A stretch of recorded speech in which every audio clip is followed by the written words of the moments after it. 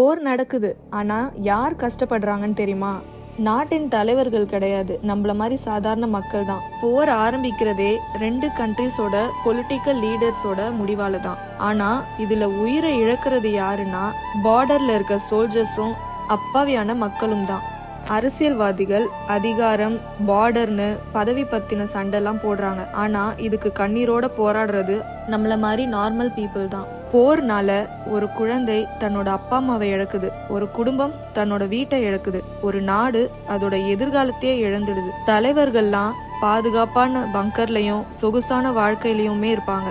ஆனா போரின் சுமையால பசியால தவிக்கிற மக்கள், வேலை இழந்து கனவை தொலைக்கிற தொழிலாளர்கள், வீட்டை விட்டு ஓடும் அகதிகள் தான் அதிகம். போர் ஒரு நாட்டை வெல்லாது, மனிதர்களை தான் அழிக்கும்.